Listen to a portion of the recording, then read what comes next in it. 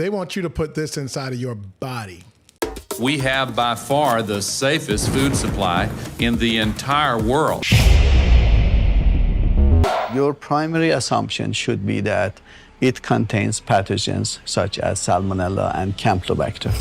There are 15 federal agencies that in one form or another are tasked with food safety regulation. Profit is more important than ethics.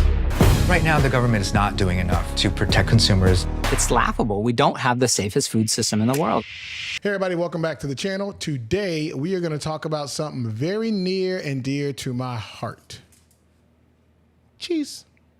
So about 2 weeks ago on the weekend, I was hanging out and decided I was gonna grill some hamburgers. I'd gone to the store earlier that week and grabbed some cheese. This cheese, in fact. I don't know if you all know this, but I'm basically a professional chef. So I make my burgers from scratch. I mean, I didn't birth and kill the cow, but I did my thing to some ground beef and then made them into little nice, yummy patties. I toss those delicious patties on the grill, and when they're almost done cooking, I grab some cheese and I slap it on top and close the grill lid. I wait about a minute, I check it, and it looks the same way it did when I took the cheese out of the refrigerator. That is a problem. I close the grill again, wait about 3 more minutes, and then check to see if this cheese has melted. It's still as solid and flabby as the moment I put it on the burgers. I take the burgers off the grill, throw them onto a plate, take the plate in the house, and pop it in the microwave, because obviously nothing can withstand a microwave. Radiation is what gives Superman his powers. But this cheese must be made out of kryptonite, because not even 5 minutes in a microwave melts this stuff. Long story short, after reviewing this package, I come to find out that my cheese ain't cheese at all. It is something called no melt imitation cheese. And that led me down this path to finding out what is imitation cheese, why doesn't it melt, and what is the point of the FDA if they are passing this latex skin suit off as food. You see, for starters, I found this pack in the cheese section. Like cheese, like there's a giant sign over the section that says cheese, and this was there. Now, packagers are required to list specific wording on cheese or cheese substitutes to let you know what it is. If it's actual cheese, then they can just say cheese. If not, they have to say things like cheese food, cheese product, pasteurized processed cheese food, pasteurized processed cheese spread. And then there are the obvious ones like imitation cheese or cheese substitute. My name is Michael Tunick. I'm a research chemist for the U.S. Department of Agriculture. I wrote the book, The Science of Cheese.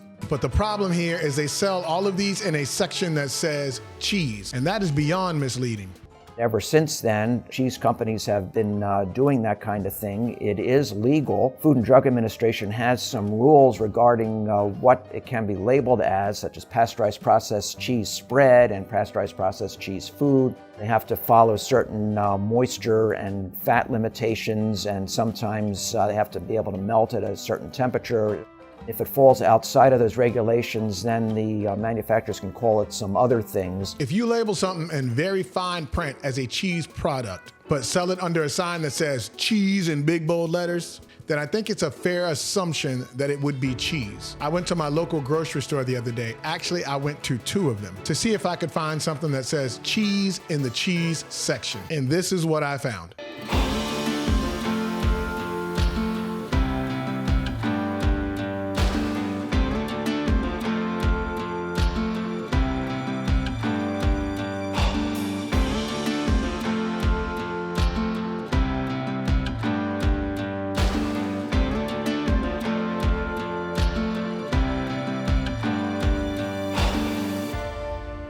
Nothing is made of cheese. Well, maybe the Sargento packet, but I'm not even sure about that. Now, the ones that say imitation cheese generally have no cheese at all.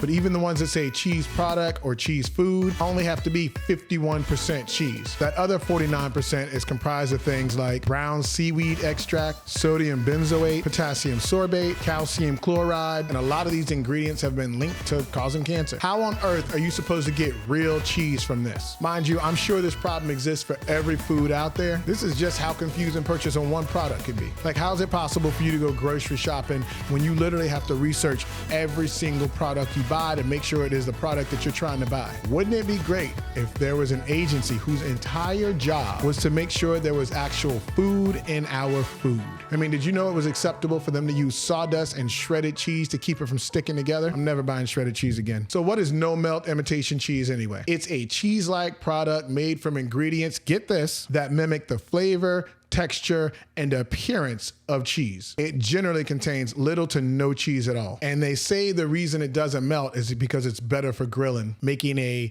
crispy exterior but a firm inside. We all know that's a lie. Cheese is supposed to melt. Doesn't it sound like plastic? Can you hear that? That's what plastic sounds like. They also say it provides a unique culinary experience, like eating food that isn't food. It's probably because it contains enough plastic and inorganic material to make a Barbie doll house. Now, what's super confusing is trying to understand the FDA's role in all of this. Now, you may think the USDA should be responsible for it, but since most of these products contain little to no dairy, they generally fall under the FDA's purview. As a matter of fact, the USDA has a strong stance on substituting fake cheese for real cheese, and I quote, says, processors may not, under any circumstances, substitute cheese that is cheese food, cheese spread, artificial, alternate, analog, imitation, replacement, substitute, or the like for USDA cheese. Now, the FDA, on the other hand, has something called GRAS, and what that means is food producers can add ingredients, label them as GRAS, and the FDA doesn't even have to approve them. But even worse, they usually don't even see them. This was originally intended to cover things like vinegar and table salt, so common used items could bypass the review process. But now it covers a whole host of additives. And like so many things in life, once money is involved, ethics and common sense go out the window. Companies lobby the FDA and toss money around because who wants to wait before they get that next block of cheese-like product on the shelves? So there's plenty of looking the other way. The real problem is there's no incentive to fix the FDA. Like nearly every other government agency, it's festering with corruption, and its mission on food specifically is at the bottom of their priorities. But what do? How do you hold government agencies accountable? Especially when those agencies are the ones that are supposed to be doing the accountability. I don't have an answer for that. I was seriously asking the question. End result, read the packages of your food, because if you didn't grow it, kill it, or make it yourself, your food probably ain't food.